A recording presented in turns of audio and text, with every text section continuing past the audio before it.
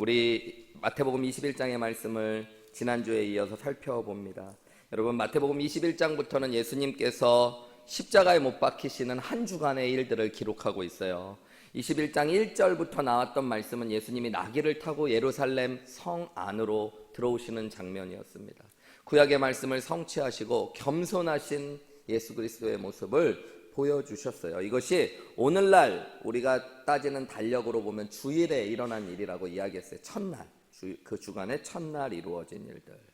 그리고 12절, 우리 지난주에 보면 성전에 들어가셔서 예수님께서 성전에서 돈을 바꾸는 사람들, 그리고 재물들을 팔았던 사람들을 내쫓으시는 장면들, 성전 정화라고 이야기하는 장면들이 월요일날 그 주간에, 유대인들이 생각할 때 그 주간에 둘째 날 이루어졌던 일입니다. 그리고 오늘 우리가 나눌 23절부터 있는 말씀, 생각보다 길어요. 오늘 사실은 화요일날 일어난 일들의 이야기들을 다룰 텐데요, 이 말씀이 어디까지 원래 이어져야 되냐면 25장도 넘어가서 25장 끝까지, 그러니까 21장부터 25장까지가 아주 긴 장인데 화요일, 그 주간에 셋째 날 일어났던 일들을 기록하고 있어요. 이 시간 동안에는 많은 가르침들이 있었고 예수님의 말씀이 전해졌던 날들입니다. 예수님께서 그 주간의 화요일, 그러니까 세 번째 날에 많은 말씀들을 하셨어요. 많은 말씀을 하실 수밖에 없었던 이유는 십자가를 지시며 그 십자가의 의미를 설명해 주실 뿐만 아니라 유대 종교 지도자들이 예수님 앞에 질문하고 반박하고 시험에 들 거리들을 찾아왔습니다. 그래서 흔히 종교 지도자들과의 논쟁이 이날 쭉 이루어져요.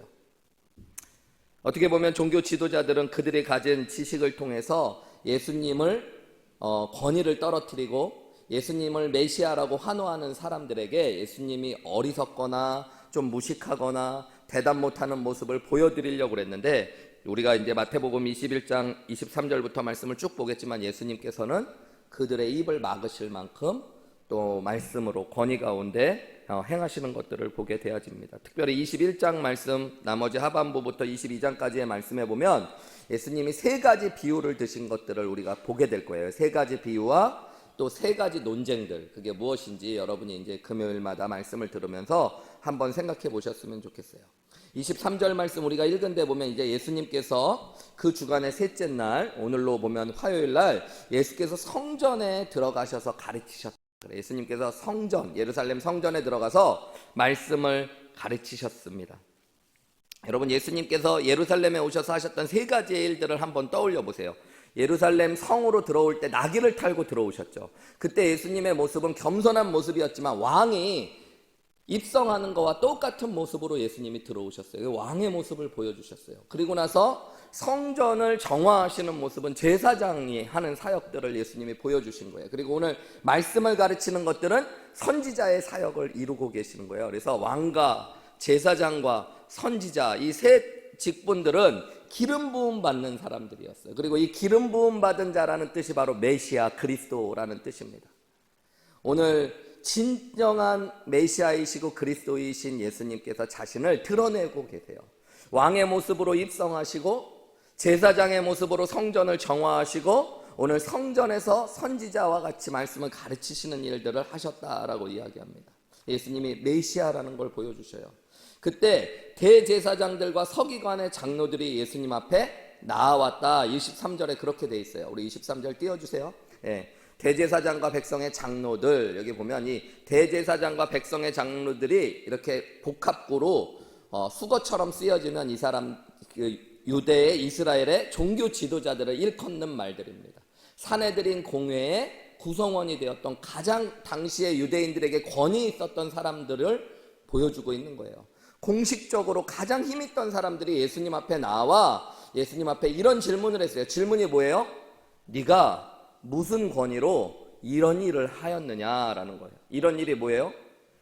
나귀를 타고 사람들에게 환호를 받으며 예루살렘 성에 왕처럼 입성하고 성전에서 매매하는 사람들을 내쫓고 하는 일들, 너네들 그거 무슨 권위로 하는 거야? 예수님에게 이렇게 질문한 거야. 너 무슨 권위로 이런 일을 하냐? 또 질문이 뭐냐면 누가 그런 권위를 주었느냐? 한 질문 같지만 사실은 이 질문은 두 가지입니다. 너에게 무슨 권위가 있냐? 그리고 누가 너에게 그런 권위를 줬냐? 그런 거예요. 이 대제사장과 백성의 장로들은 사실은 유대의 권력자로서 공식적인 권위를 가지고 있었던 사람. 그리고 성전에서 매매했던 사람들은 그들이 권위를 주었던 사람들이에요. 그 일을 할 수 있는 권한을 주었던 사람들이에요.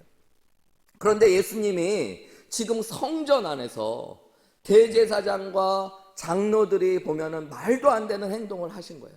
막 말씀을 가르치시고 사람들을 쫓아내시는 일들을 한 거죠. 그래서 너는 무슨 권위가 있냐?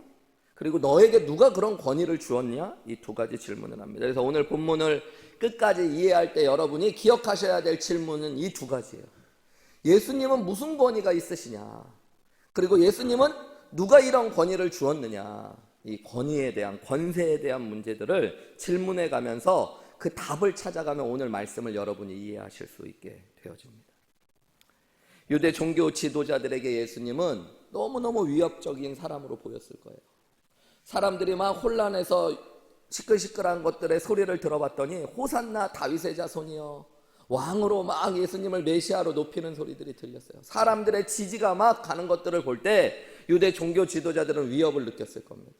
여러분 한번 생각해 보세요. 제가 그래도 인기가 있던 없던 한우리교회에서 담임 목사로 있는데 갑자기 제가 설교하고 있는데 사람들이 막 소리를 지르고 뒤에 누구를 막 쳐다봐서 봤더니 어떤 목사님 한 분이 들어왔는데 우리 교회 교인들이 막 그분을 보고 막 목사님 어서 오시옵소서.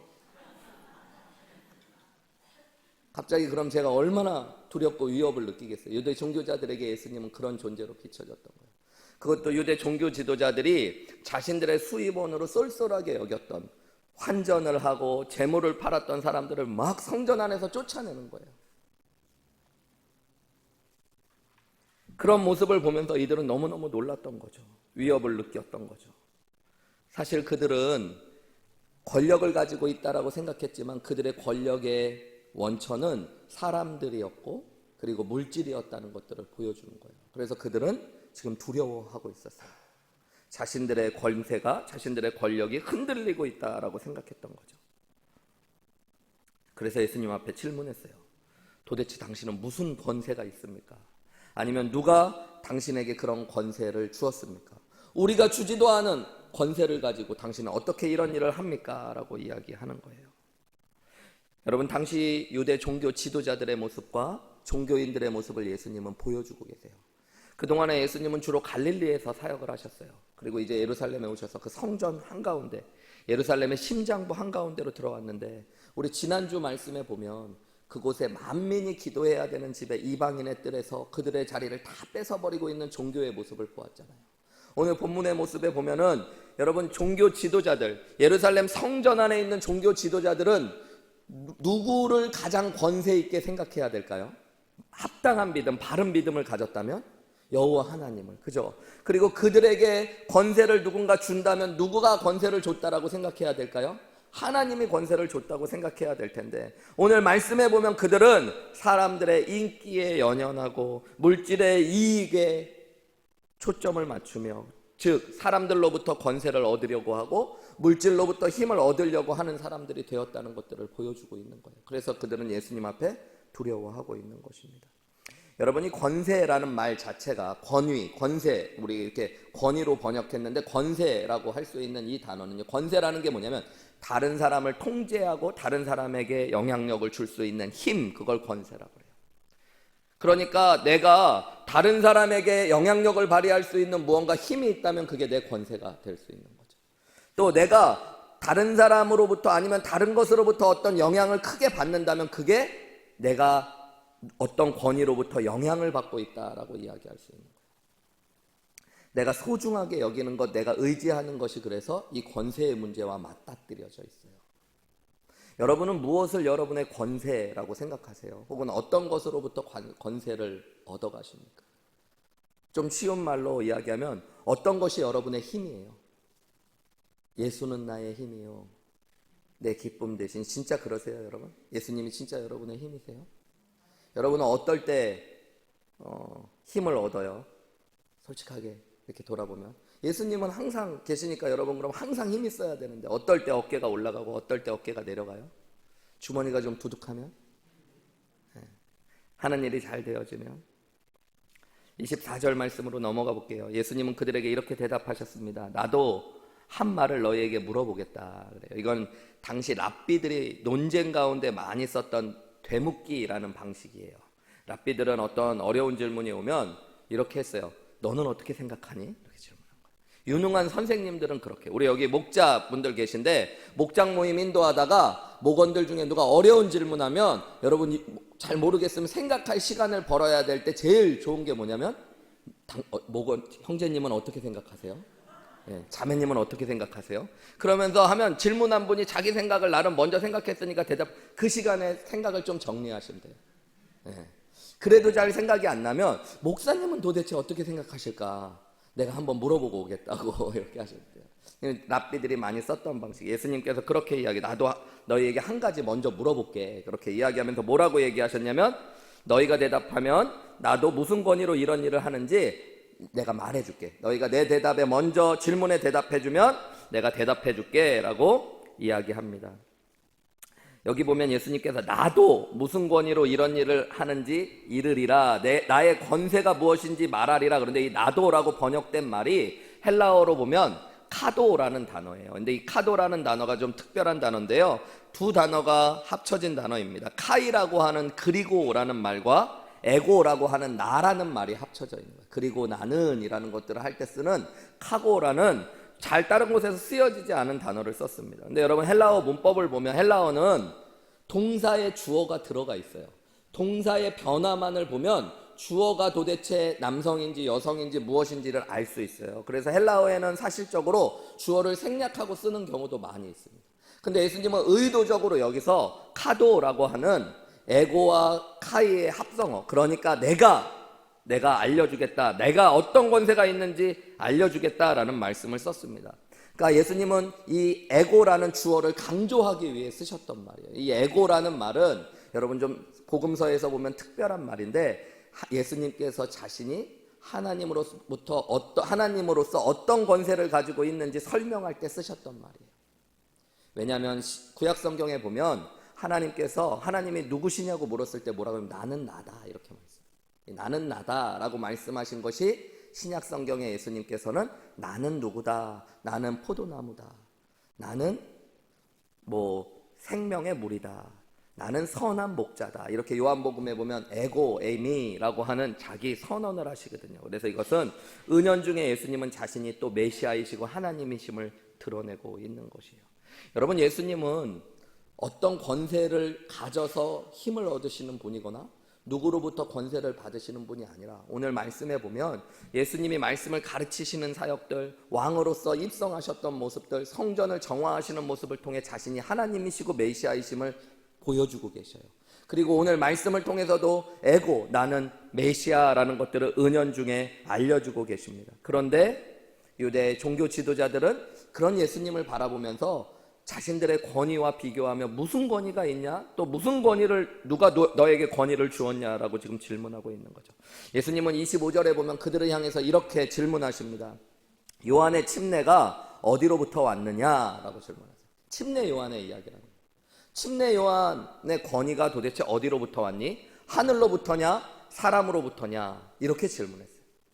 내가 질문 먼저 하나 하고 그 대답해주면 나도 내가 무슨 권세가 있는지 어디로부터 권세가 왔는지 얘기해 줄게. 그러면서 침례 요한의 권세는 어디로부터 왔느냐요. 여기 보면 요한의 침례가 어디로부터 왔느냐. 그런데 생략법에 따라서 생략한 단어가 있는 게 그게 뭐냐면 요한의 침례의 권위가 어디로부터 왔느냐라고 질문합니다. 하늘로부터냐 사람으로부터냐 둘 중에 선택해라 이렇게 말씀하셨어요. 딱 이렇게 예수님이 질문했을 때 대제사장과 장로들이요 깜짝 놀랐어요. 생각지도 못한 질문이 들어오니까 잠깐 타임 그렇게 하고 그들이 서로 의논하기 시작했대요. 야 우리 생각 좀 해보고 오자. 의논을 시작했어요. 그러면서 서로 이거 어떻게 대답해야 돼? 그러면서 했던 말이 뭐냐면요, 만일 하늘로부터라고 하면 우리한테 너 왜 침례 요한을 믿지 않았어? 라고 이야기할 거예요.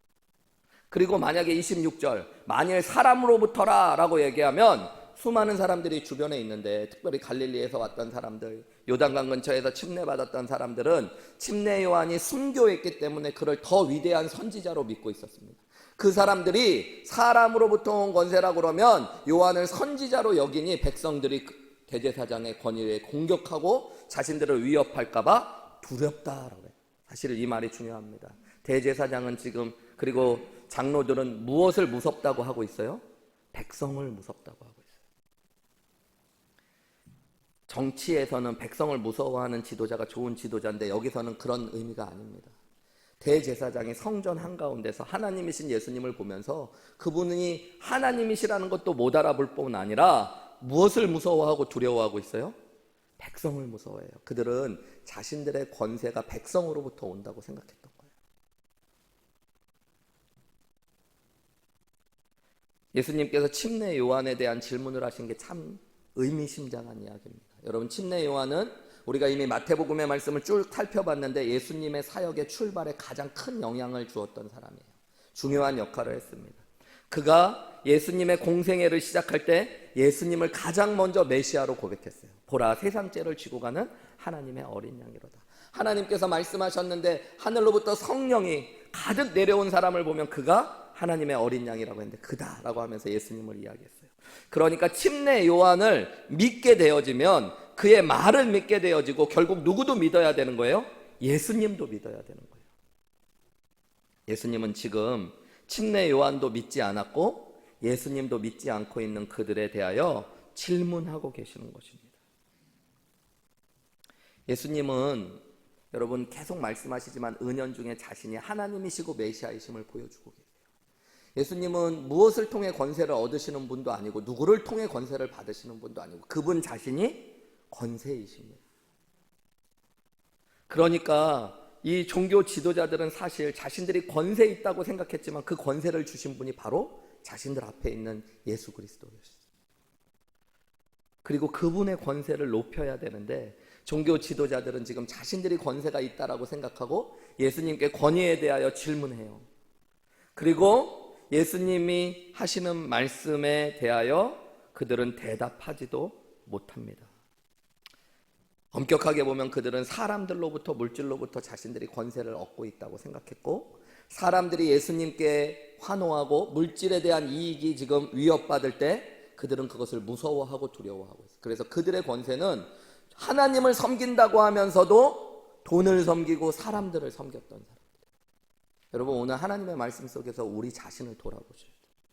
많은 그리스도인들이 왕같은 제사장, 우리 침례교회는 전신자 제사장서를 가장 중요하게 여기는데 여러분이 다 제사장과 같은 사람. 그러니까 하나님을 섬기고 하나님의 영광을 보여줘야 될 사람들인데 하나님을 나의 가장 큰 권세로 여겨야 되는데 여러분, 오늘 종교 지도자들처럼 여러분도 사실 물질이 여러분의 힘이 될 때가 많지 않아요? 여러분도 사람들로부터 힘을 얻고 싶을 때가 많지 않아요? 제가 한국 3주 방문하고 왔더니 우리 교회 교인들이 참 착하셔서 진심도 있고 연기도 있고 목사님 오셔서 너무 반갑다고 좋다고 얘기해 주시더라고요. 그 얘기를 보고 있던 어떤 분이 그러더라고요. 목사님, 우리 하늘의교회 성도님들이 목사님 참 좋아해서 행복하시죠? 행복하죠. 감사하죠. 사람들이 저를 반겨주면 제가 힘을 얻을 때가 있겠죠.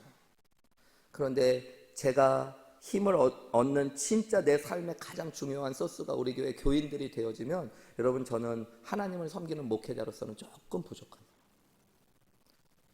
사람들로부터 힘과 격려를 얻을 수 있지만 저의 힘이 하나님이라는 것들을 날마다 고백할 수 있을 때 그게 진짜 목회자가 되어지는 거죠. 여러분은 어디서 힘을 얻는지, 하나님이 여러분의 진짜 권세이고 나의 권세의 원천인지 질문해 보셔야 돼요. 끊임없이. 한국에 이번에 갔더니요, 목사님들 만나갖고 좀 대화들을 하고, 제가 목사니까 한국 가도 만나는 사람들이 목사님들이 많잖아요. 본의 아니게 목사님들하고 얘기하다 보니까 이분들이 은연중에, 제 옛날에는 몰랐는데 은연중에 내 귀에 특이하게 들리는 게 있더라고요. 뭐냐면 땅값 얘기를 많이 하시더라고요. 한국 사람들은 다 그런가 봐요. 그러니까 뭐 얘기하다가 우리 교회가 지금 있는 데가 엄청 개발이 돼갖고 땅이 엄청 비싸졌다고 막 저한테 우리 교회에 있는 데가 한 평당 얼마 것 같은지 막 물어봐요. 개념에 저는 아무것도 없거든요. 옛날에 뭐 물어보면 뭐 100만 원, 200만 원 막 명동에 그런 땅이 있다고 뭐 1000만 원, 막 1억 뭐 이런 얘기도 듣고 그래서 도대체 얼마일지도 모르는데 막 얘기하면서 뭐 우리 교회에 있는 데가 개발이 돼서 평당 몇 천만 원이 됐습니다. 막 와, 그러고 본인 혼자 놀라고. 나는 그게 비싼지 싼지도 몰라서 별 못 날리겠고, 또 어떤 교회 얘기를 막 하면서 어떤 교회는 목사님이 막 교인이 줄어가지고 그러면 힘이 들어야 되잖아요, 목사님이. 그런데 교인이 막 줄어가지고, 근데 건물을 크게 서울에 자리를 잡고 있어가지고 이제 교인들도 적으니까 그 건물을 크게 할 필요가 없어갖고 건물을 싹 부셔가지고 아파트, 주상복합 아파트를 싹 짓고 2층과 3층을 교회로 쓰고 나머지를 다 아파트로 분양하면 100억이 남는다고 막 그런 얘기를 하시는 거예요. 그래서 난 무슨 얘기인지도 모르겠는데 어쨌든 막 그렇게 막 그런 걸로 막 회의하고 오래 삼고, 어떤 목사님은 이제 연세가 드셔서 은퇴를 조금 미루다 보니까 교인들이 한둘 다 떨어져 나갔대요. 그래가지고 이제 교인들도 얼마 안 남았는데 교인들한테 그랬대요. 이제 몇 남지 않은 교인들 다음 주부터 교회 나오지 마라. 그렇게 얘기하고 그 교회 파셔가지고 지방에 있는 교회인데 50억 남아가지고 그걸로 은퇴연금 삼으셨다고 그런 얘기도 하시더라고요. 그런 얘기들을 쭉 이렇게 듣다 보니까 한국 교회들은 땅값이 힘인가 보다. 땅이 막 오르면 힘을 막 얻고 교인이 좀 줄더라도 땅값이 오르면 힘을 얻고, 그냥 다 그런 건 아닌데, 그냥 제가 미국에서는 사실 땅값이 그렇게 내리지도 않고, 저는 우리 하누리교회 땅값이 얼마인지 아직까지 한 번도 들어보지도 못하고 물어보지도 않고 알아보지도 않았거든요. 그러니까 한국 교회는 보면 그게 또 나름의 힘일 수도 있겠다. 목사님들도 이야기하다 보면 여러분, 교인들 많은 교회 목사님은 자신 교회가 몇 명 모인다 그러고 이야기하고 나서는 어깨에 힘이 들어갈 때가 있기도 해요. 우리가 하나님을 내 힘이라고 여기지만 알게 모르게 우리가 다른 것으로부터 힘을 얻고 그것을 내 권세로 여기고 있다는 걸 보여요. 목사님들이 그런데 여러분은 오죽하세요. 여러분은 뭐가 여러분의 힘이에요, 솔직하게. 오늘 종교 지도자들, 하나님을 섬긴다는 그 사람들, 어느새 사람들이 자신들의 권세의 근원이 되어져 있었고, 물질이 권세의 근원이 되어 있었고, 그리고 자신들의 힘을 자랑하는 사람들이 되어버려 있었죠. 그래서 메시아이신 예수님이 자신 앞에 오셨고 메시아이심을 보여주는데 예수님을 메시아로 높이지도 못하는 사람들이 되어진 것, 오늘 그것이 오늘 본문의 말씀을 통해서 예수님이 보여주시는 겁니다. 오늘 마태복음 21장 이후의 말씀에는 세 가지의 비유가 나온다고 그랬는데 그 중에 첫 번째 비유가 28절부터 시작돼요. 제가 32절까지 읽어볼게요. 그러나 너희 생각에는 어떠하냐? 어떤 사람에게 두 아들이 있는데 맏 아들에게 가서 이르되 예 오늘 포도원에 가서 일하라 하니 대답하되어 이르되 아버지 가겠나이다 하더니 가지 아니하고, 둘째 아들에게 가서 또 그와 같이 말하니 대답하여 이르되 실소이다 하였다가 그 후에 뉘우치고 갔으니 그 둘 중에 누가 아버지의 뜻대로 하였느냐? 이르되 둘째 아들이니이다. 예수께서 그들에게 이르시되 내가 진실로 진실로 너희에게 이르노니 세리들과 창녀들이 너희보다 먼저 하나님의 나라에 들어가리라. 요한이 의의 도로 너희에게 왔거늘 너희는 그를 믿지 아니하였으되 세리와 창녀는 믿었으며 너희는 이것을 보고도 끝내 뉘우쳐 믿지 아니하였도다. 이게 오늘 본문의 마지막. 예수님께서 비유 하나를 말씀하셔요. 어떤 비유예요, 여러분? 어떤 사람에게 두 아들이 있었대요. 그 사람은 포도원을 가지고 있었던 사람이에요. 포도원은 당시에 부자들이 농사를 지었던 것입니다. 그 아들 둘에게 있는데 맏아들에게 먼저 가서 이야기했대요. 야, 포도원에 가서 일 좀 해라. 그랬더니 큰아들이 뭐라고 했대요? 네, 알겠습니다 하고선 어떻게 했대요? 안 갔대요. 둘째 아들에게도 똑같이 가서 얘기했대요. 얘 가서 포도원에 가서 일 좀 해라. 그랬더니 둘째 아들은 뭐라고 그랬대요? 싫어요 그랬대요. 그런데 그 얘기하고 나서 둘째 아들은 마음이 뉘우쳐졌대요. 아, 그래도 내가 아버지 말 어기면 어떡하나, 또 일해야겠다. 그래도 내가 아들인데 상속자인데, 그러면서 밭에 가서 일했대요. 그러고 나서 예수님이 질문하셔요. 둘 중에 누가 아버지의 뜻대로 한 사람이냐, 그렇게 이야기해요. 여러분 누구예요? 둘째 아들. 대제사장과 장로들이 대답했어요. 둘째 아들입니다 라고 대답했을 때 예수님이 결론의 말씀이에요. 그들에게 이르시되 대제사장과 장로들에게 말씀하시되 내가 진실로 너희에게 이르노니 세리들과 창녀들이 너희보다 먼저 하나님 나라 들어갈 거야. 세리와 창녀들은 둘째 아들과 같은 사람들이고 너희는 첫째 아들 같다라고 말씀하신 거예요. 종교 지도자들의 문제는 뭐예요? 말은 잘해요. 하나님, 전능하신 하나님, 온 우주의 창조자이신 하나님, 나의 힘이 되신 여호와여, 나의 반석, 나의 요새. 그런데 그들은 하나님을 의지하지 않고 있잖아요. 그들의 힘의 근원은 사람들이고 물질이잖아요. 그리고 자신들이 권세 있는 사람이라고 생각하며 주인으로 살아가고 있잖아요. 예수님이 앞에 계셔도 예수님의 권세를 보지 못하고 있잖아요. 그런데 창기와 세리들은 예수님을 보았어요. 그들은 죄인이었고 자기 마음대로 살았던 사람이지만 예수님이 그들 앞에 왔을 때 그들은 뉘우치고 회개했습니다. 그리고 예수님을 믿는 역사를 경험했습니다. 하나님 나라에 들어가는 사람들은 누구예요? 주님의 말씀을 듣고 주님의 말 뜻대로 뉘우치고 회개하고 순종하고 예수님을 믿은 사람들이라는 것들. 여러분, 믿음은 머리의 지식이나 입술의 고백만으로 확인되어지는 게 아니에요. 믿음은 삶을 통해 순종을 통해 드러나야 된다라는 것들을 보여주고 있는 거죠. 세리와 창녀가 하나님 나라 들어간다는 말을 대제사장과 장로들이 들었을 때 여러분, 이것도 뒷골이 땡겨지는 얘기예요. 절대 천국 가면 안 되는 사람들, 천국 갈 수 없다라고 생각하는 사람들이 하나님 나라 들어간대요. 거기서 그치는 게 아니라 너희들보다 먼저라고 말씀하셨어요. 우리보다 먼저 어떻게 들어가나? 이건 말도 안 되는 일이에요. 여러분, 근데 그게 하나님 나라와 예수 그리스도를 통해서 십자가의 은혜로 우리에게 주어지는 복음의 비밀이에요.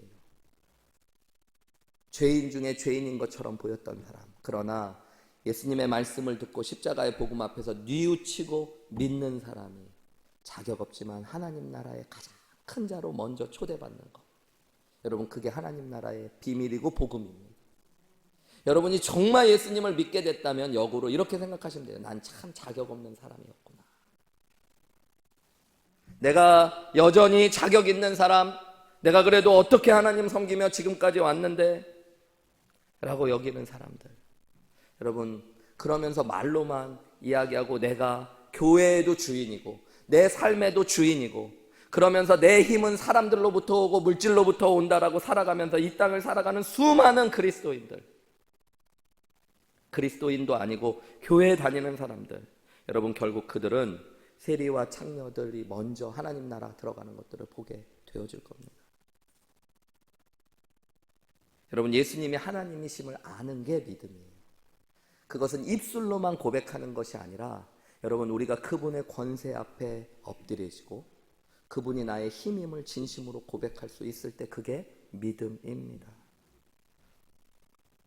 여러분, 예수님께서 자신을 서서히 보여주고 계세요. 유대 종교 지도자들이 질문했죠. 당신은 무슨 권위가 있냐? 누가 당신에게 그런 권위를 주었느냐? 예수님은 속에서 말씀하신 거예요. 알게 모르게 말씀하시면서 내가 권위 그 자체인 하나님 그 자신이다. 그리고 내가 너희에게 그 권세를 주었다. 여러분, 하나님 자신인 그분이 이제 곧 우리가 마태복음의 이야기를 쭉 살펴보면 십자가에 못 박혀 죽으시는 이야기들을 보게 되어져요. 여러분, 이게 놀라운 복음의 이야기 아닙니까? 하나님이 왜 십자가에 못 박혀 죽으십니까? 저와 여러분의 죄를 대신해서 죽었다는 것들. 여러분, 예수님이 하나님이시라는 것, 죄 없는 하나님의 아들이라는 걸 진짜로 믿을 때 십자가가 복음으로 깨달아지는 역사가 있어요. 그래서 이 예수님이 어떤 권위가 있느냐, 어떤 권세, 누가 너에게 권세를 주었냐는 이 두 가지 질문이 여러분, 십자가의 문을 열 수 있는 중요한 질문이 되어지는 거예요. 우리가 진짜 십자가의 은혜를 깨달으려면 예수님이 하나님이심을 진짜로 깨닫는 은혜가 있어요.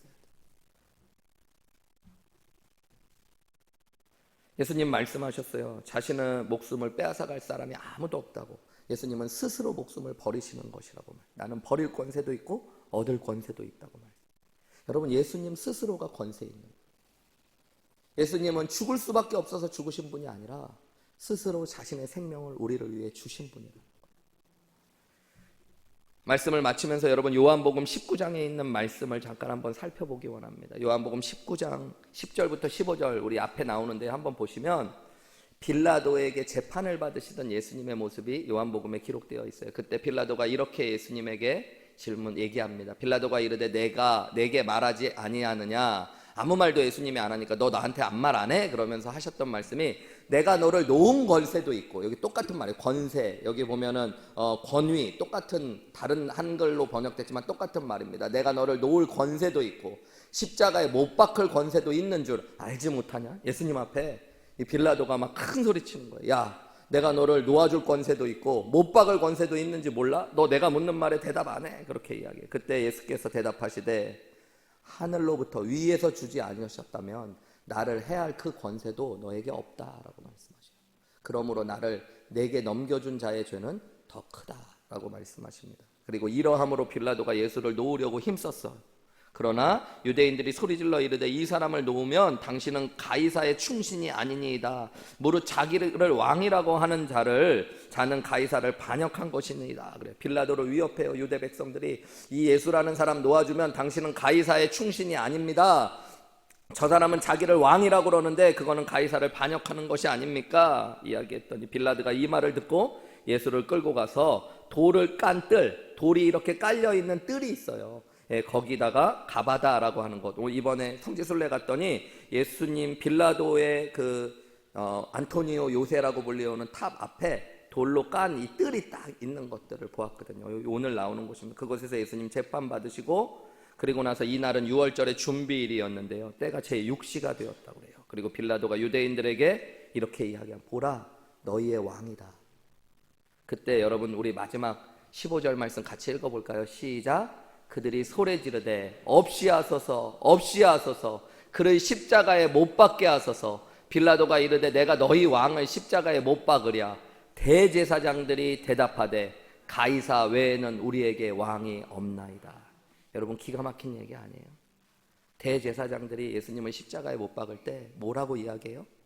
가이사 외에는 우리에게 왕이 없대요.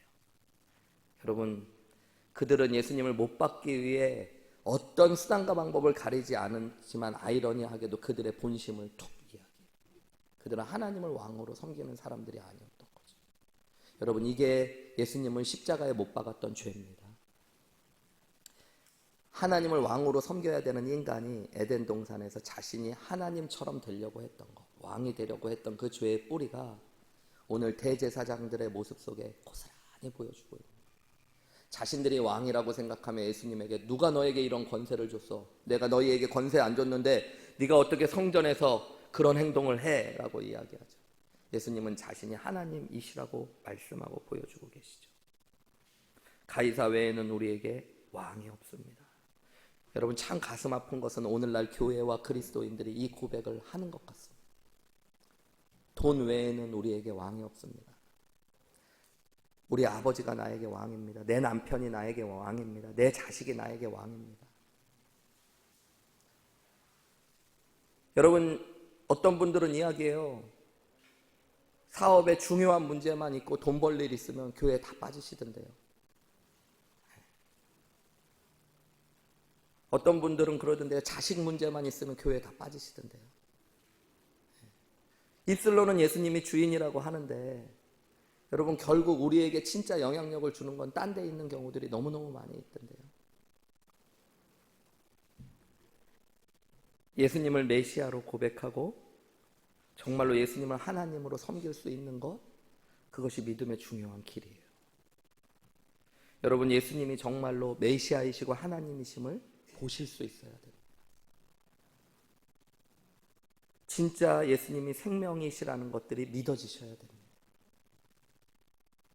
진짜 권세라는 것들이 믿어지셔야 됩니다. 만유의 주권자이시라는 것들이 믿어지셔야 돼요. 여러분 그러면 그분 앞에서 우리가 예수님이 말씀하셨기 때문에 힘을 얻고 예수님이 말씀하시면 순종할 수 있는 은혜도 생기는 거예요. 여러분 저는 우리 교회가 진짜 예수님이 권세가 되는 교회였으면 좋겠습니다. 예수님이 머리 되시는 교회죠. 예수님이 뭐라고 말씀하시는가 듣고 그분 앞에서 우리가 떨 수 있는 것들. 여러분 예수님이 여러분의 권세이심을 믿으십니까? 권위주의 이런 것도 좀 나쁜 걸 수 있지만 여러분 바른 권세는 중요하고 건강하고 필요한 겁니다. 옛날에 보면 어른들 오시면 행동도 조심하고 말도 조심하잖아요. 그죠? 네. 여러분 여러분끼리 막 놀다가도 가끔 목사님만 와도 어떤 분들은 갑자기 톤이 확 죽고 얘기하다가 괜히 웃지도 않고 거룩한 척 하시는 분들도 계시던데 네. 여러분 목사님 아니라 예수님이 항상 나와 함께 하신다는 걸 알면 우리의 삶이 달라지겠죠. 그분이 우리의 권세라면 또 두려움도 사라지겠죠.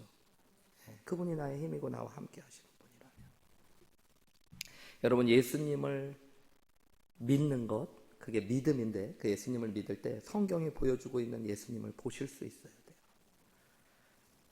흠모할 만한 것이 아무것도 없어 보였던 예수님, 대제사장들과 장로들이 보기에 나이도 젊고 갈릴리 시골 출신이었고 아무것도 가진 것 없어 보이는 그 사람일지 모르지만, 여러분 믿음의 눈으로 보면, 그리고 예수님께서 스스로 지금 말씀하시는 것처럼 그분은 하나님이셨다는 거예요.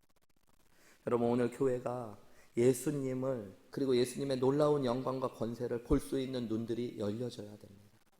그래서 여러분 교회만 예수님이 계신 건 아니지만 우리가 예수님 앞에 예배할 때 여러분 우리가 두렵고 떨리는 마음, 건강한 두렵고 떨리는 마음이 회복돼야 돼요. 경외하는 마음들이, 주님의 음성을 들을 때 여러분 경외하는 마음들이 회복되셔야 돼요. 내 삶을 살아갈 때 예수님과 함께 한다라는 것들에 대한 그 경외감이 회복되고요, 그분이 나와 함께 하신다는 것이 나의 힘이 되기 시작할 때 여러분 믿음이 열려지는 줄 믿습니다. 세상 사람들이 보기에 예수님은 참 흠모할 것도 없어요. 나중에 보면 여러분 십자가는 더더욱 믿기 어렵고 어리석어 보이는 겁니다. 세상 사람들에게 십자가는 어리석은 그 자체죠. 어떻게 인간을 구원하러 오신 하나님이 인간의 손에 의하여 죽임을 당합니까? 여러분 이것만큼 어리석은 게 어디 있어요? 그런데 믿음의 눈으로 보면 그보다 큰 놀라운 영광이 없습니다. 어떻게 하나님이 날 위해 죽으실까? 그게 너무 큰 거예요. 그 사랑이, 그 은혜가 너무 크고 예수님이 하나님이신 게 너무너무 놀라워서 그 앞에 엎드려질 수밖에 없는 것들. 여러분 예수님이 진짜 하나님이심을 알 때 십자가가 바로 이해되고 신앙이 바로 설 수 있다는 것들을 믿으시기 바랍니다. 오늘 우리 함께 기도했으면 좋겠어요. 오늘 주신 말씀 붙잡고 기도할 때 여러분 특별히 나의 믿음의 눈을 열어 하나님의 영광을 볼 수 있게 해달라고 기도하시기 원합니다. 예수 그리스도가 하나님의 영광이심을 보게 되는 은혜를 허락해달라고 우리 함께 기도하셨으면 좋겠어요. 여러분 간절한 마음으로 기도하십시오. 나의 권세, 권위, 만유의 주권자 되신 예수 그리스도이심을 입술로만이 아니라 우리의 삶으로 진짜 고백하게 하여 주옵소서. 그것이 나의 믿음이 되게 하여 주시옵소서. 우리 이렇게 함께 기도하며 나아가시겠습니다. 기도하시겠습니다.